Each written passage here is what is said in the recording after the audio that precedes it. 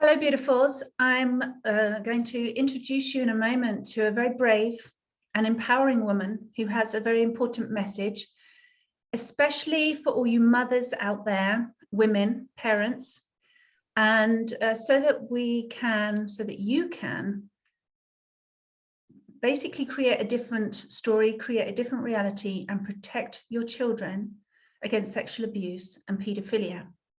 And my guest on this video, Miss lovely Claudia Chapman, has a very powerful and emotive story. And so Claudia, I'm very moved. We've just been chatting already, and I'm very moved by you and your courage and your story and your mission. And so I'm really, really honored to speak with you today and to have this interview and learn more about what you've got to share with people. Thank you for being here. Thank you, Tara, for having me. Where are you in the world, by the way, Claudia, to give people context? I'm in London, England. Great. Okay, so people would like to know, I think, a little bit about your background before we launch into what you've got to share and the empowerment that you have to share. Do you want to share with people just a little bit about your background?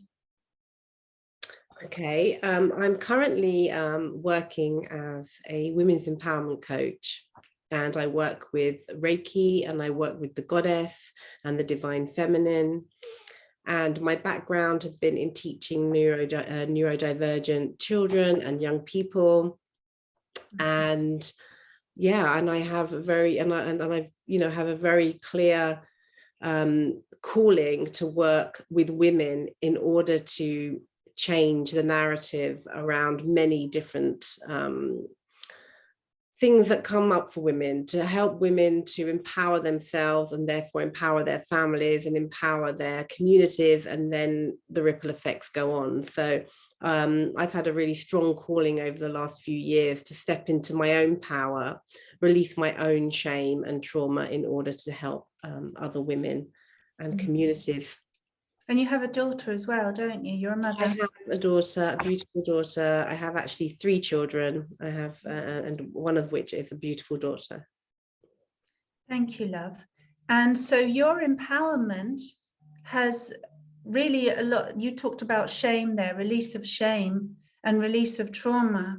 Do you want to start by telling us the story of what happened to you when you were a child? During my school years, I was groomed for a few years between the ages of 11 and 14 by one of my school teachers. And I lived for many years in shame and guilt and sort of fragmentation, just kind of pushing away, yeah, that's what happened to me, and then just sort of moving on with my life. And I hadn't really realized how much it had impacted on my life until very recently, to be honest, because it kind of just became part of my story. But it wasn't, but I wasn't able to face and to come out publicly about it because I was holding the shame around it. Lots of the way that grooming works is that the groomer builds a relationship with their victim so that the victim feels that they're special, that they're part of their lives. But it's only as we grow older and we realize that actually there's something very questionable about that. And I had a very strong message or download from the universe, as it were, to act upon it. And it came as part of the narrative around what we are experiencing right now with the COVID crisis or COVID pandemic. Do you think there are key things that people can look out for to spot a groomer? No, I don't think there is anything that you can do to look out for. So I don't think we have the power to know where it can come from. But I think what is missing in the narrative that children are taught in schools is that it's not someone who's, well, it can be someone that's sitting on the internet pretending to be a child, but the most probability is it's someone in your life. And that's the truth of it. And that's why I'm here to talk about the fact that we need to start changing our perceptions of what we teach children, changing the narrative around what we teach children around sexual abuse and where it comes from, and to give them the tools to protect themselves. So how did you empower yourself? Can you give us more detail on that? Well, for me, I've been working and I became a coach in the last few years. I became a Reiki master, and I've been working with children over the years. And, you know, I sort of empowering myself over the years to get to this point. But I had a very, very clear message from the universe that just sort of rushed through my body at the time when the government in the UK had announced that they would allow children to overpower their parents' advice.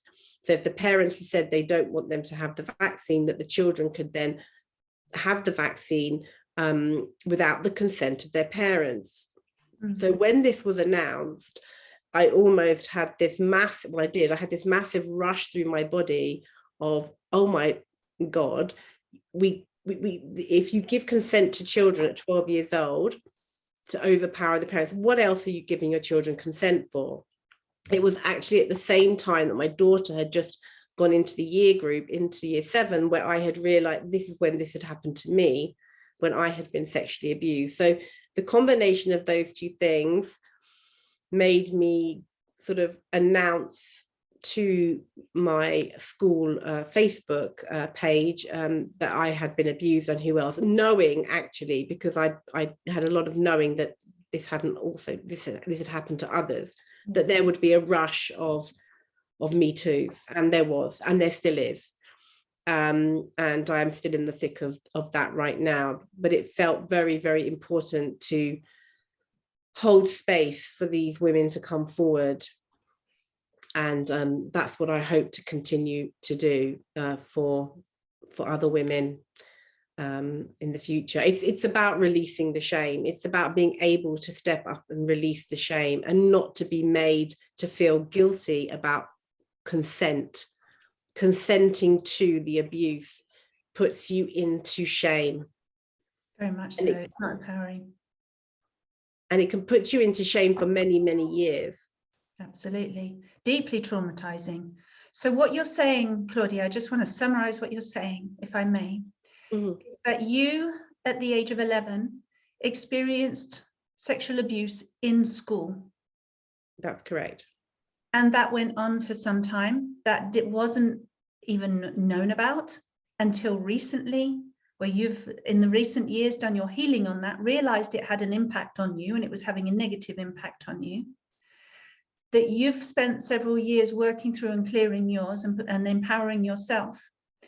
And then part of that empowerment was that you spoke out, you put it out publicly on your school's Facebook page and told your story and asked who else, with a high level of intuition that a lot of people would come forward, which they did and still are now.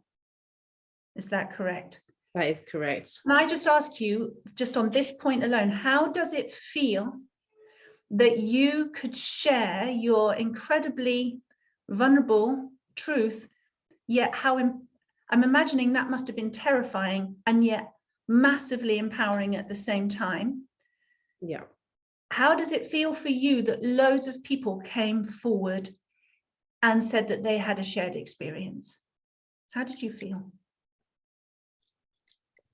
I still feel that every individual woman that says, me too. I had one last night that said, me too, I've never told anyone ever. And this happens sort of every week or so, I get another one. So even on an individual basis, I feel like justice is done before anything even goes to court. I feel like each woman that comes forward and says, thank you for sharing your story, I now feel that I have a space to share mine, or at least feel held, is a win for me. It's a huge message of we're not alone, you're not alone, and that we're more powerful together. Absolutely. I feel the rush of feeling that I got when I declared my situation was this, I just felt this rush of shame, literally just come out of my body, like, oh my God,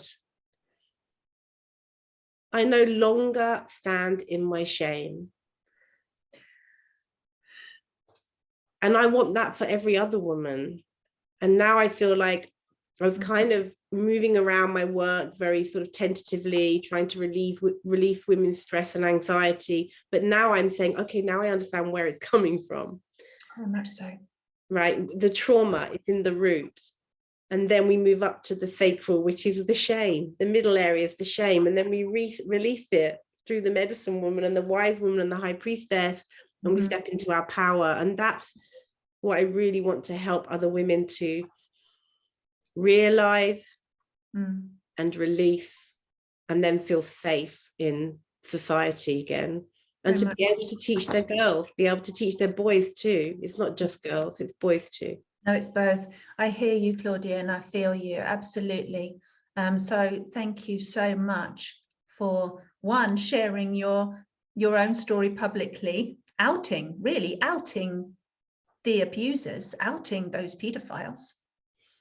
Thank you.